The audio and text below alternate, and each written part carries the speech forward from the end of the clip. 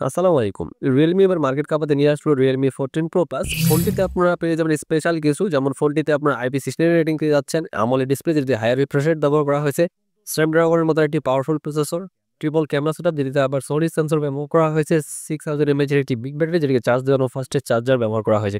তো এরকমের অনেক ধরনের ফিচার দিয়ে ফোনটি মার্কেটে লঞ্চ করা হয়েছে। তো আজকে আমরা Realme 14 Pro Plus এই ফোনটি নিয়ে আলোচনা করব যে ফোনটি বাংলাদেশের মার্কেটে কবে আসতেছে এবং এর প্রাইস কত হয়ে যাচ্ছে। চলুন তাহলে ভিডিওটি শুরু করা যাক। তার আগে চ্যানেলে নতুন হয়ে থাকেন অবশ্যই চ্যানেলটি সাবস্ক্রাইব করে যাবেন এবং পাশে থাকা লাইক বাটনে একটি লাইক দিয়ে যান। প্রথমে আমরা ফোনটি আনবক্সিং দিয়ে শুরু করব। বক্সটি দেখতে পাচ্ছেন ইয়েলো কালারের। বক্সটি ওপেন করার প্রথমে একটি সিম এজেক্টর পিন পেয়ে যাবেন, তারপরে কিছু ইউজার ম্যানুয়াল গাইড, একটি প্রিমিয়াম কোয়ালিটির ব্যাক কভার, কাঙ্ক্ষিত ডিভাইসটি, একটি চার্জার এবং টাইপ সি চার্জিং কেবল। মোটামুটি এই সকল অ্যাক্সেসরিজ বক্সের ভিতর পেয়ে যাবে। তো প্রথমে আমরা ফোনটির লুক এন্ড ডিজাইন নিয়ে আলোচনা করব। ফোনটির লুক এন্ড ডিজাইন এক কথায় অসাধারণ। পিছনে আমরা গ্লাসের ফিনিশিং পেয়ে যাবেন এবং এর ক্যামেরা মডিউলটি পুরোটাই কিন্তু রাউন্ড দেখতে, কিন্তু আপনার পিছনে কিছু কালার কম্বিনেশন দেখতে পাবেন, যেটিকে এক কথায় থিম বলা যেতে পারে। আর ডিসপ্লেতে কিন্তু আপনারা কোয়াড কার্ভ ডিসপ্লে পেয়ে যাচ্ছেন এবং যেটিতে একটি ওয়াটার ড্রপ ক্যামেরা ব্যবহার করা হয়েছে। তো এর লুক এন্ড ডিজাইন আমার কাছে এক কথায় অসাধারণ লাগছে। আপনাদের কাছে কেমন লাগছে অবশ্যই কমেন্ট করে জানাবেন। এখন আসা যাক ফোনটির বডি এন্ড ডাইমেনশন নিয়ে।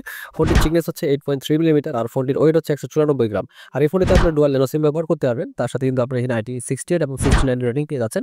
অর্থাৎ আপনাদের যদি সুইমিং পুলে ফটোগ্রাফি বা পানির নিচে ফটোগ্রাফি করার শখ থাকে তাহলে কিন্তু আপনারা এই ফোনটি নিঃসন্দেহে নিতে পারেন। আর এই ফোনটিতে আপনারা প্রয়োজনীয় পোর্টস এন্ড বাটন পেয়ে যাবেন।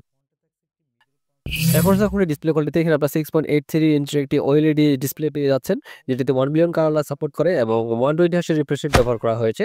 তার সাথে কিন্তু এখানে আপনার 1500 রেসপেক্ট ব্রাইটনেস পেয়ে যাবেন। যদিও এখানে আমার ব্রাইটনেসের একটু ঘাটতি মনে হচ্ছে, তো এখানে 2500 বা 3000 ব্যবহার করলে অনেক ভালো হতো। তবে 1500 রেসপেক্ট মোটামুটি চলে, সমস্যা নাই। তো এর পিক্স রেজলিউশন হচ্ছে 1272 বাই 2800 পিক্সেল এবং পিপি ডেনসিটি হচ্ছে 450। এই ডিসপ্লেটি প্রোটেকশনের জন্য আপনারা কোর্নিং গরিলা গ্লাস 7i পেয়ে যাবেন। তো আপনারা যারা গেমার আছেন এবং যারা আপনারা সোশ্যাল মিডিয়া অনেক বেশি ভিডিও দেখে থাকেন তাদের জন্য এই ডিসপ্লেটি কিন্তু বেস্ট হতে আছে, কারণ এখানে কোয়াড কাপ ডিসপ্লে ব্যবহার করা হয়েছে, যেটার কালার কন্ট্রাস্ট থেকে শুরু করে সবকিছুই কিন্তু অসাধারণ ছিল এবং এর স্ক্রিন টু বডি রেশিও হচ্ছে 89.7%। তো বুঝতেই পারতেছেন এই ডিসপ্লেটি কতটা অসাধারণ হতে যাচ্ছে।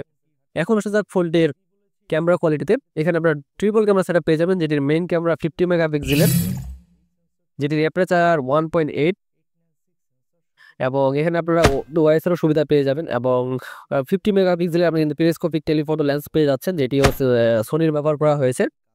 সো তার সাথে কিন্তু আপনারা 3x অপটিক্যাল জুমও করতে পারবেন এবং 8 মেগাপিক্সেলের একটি আল্ট্রা ওয়াইড ক্যামেরা পেয়ে যাচ্ছেন। অর্থাৎ এই ফোনটি দিয়ে কিন্তু আপনারা মারাত্মক রকমের ফটোগ্রাফি করতে পারবেন। আর এখানে আপনারা 4K তে 30 এফপিএস এ ভিডিও রেকর্ড করার সুবিধা পাচ্ছেন এবং 1080p তে 30, 60, 120 এফপিএস পর্যন্ত ভিডিও রেকর্ড করার সুবিধা পাচ্ছেন, যেটিতে আবার ইআইএস এবং ওএস এর সুবিধা থাকতেছে। তো আপনারা এই ফোনটির মেইন ক্যামেরা দিয়ে ভালো রকমের ফটোগ্রাফি এবং ভিডিওগ্রাফিও করতে পারবেন। আর সেলফি ক্যামেরা হিসেবে এখানে আপনারা 32 মেগাপিক্সেল ক্যামেরা পেয়ে যাচ্ছেন, যেটি দিয়ে আপনারা 4K তে 30 এফপিএস এবং 1080p তে 30 এফপিএস এবং 60 এফপিএস এ ভিডিও রেকর্ড করার সুবিধা আছে। অর্থাৎ এর ক্যামেরা দিয়ে আপনি কিন্তু ভালো রকমের ফটোগ্রাফি এবং ভিডিওগ্রাফি করার সুবিধা পেয়ে যাচ্ছেন। এখন যদি ফোনের পারফরমেন্স, এখানে আপনারা Android 15 এর সাপোর্ট পেয়ে যাবেন, তার সাথে Realme UI 6.0 তো সাপোর্ট থাকতেছেই। আর চিপসেট হিসেবে কিন্তু আপনারা পেয়ে যাবেন Snapdragon 7S Gen 3 প্রসেসরটি, যেটি 4 ন্যানোমিটার আর্কিটেকচারের উপর বিল্ড করানো।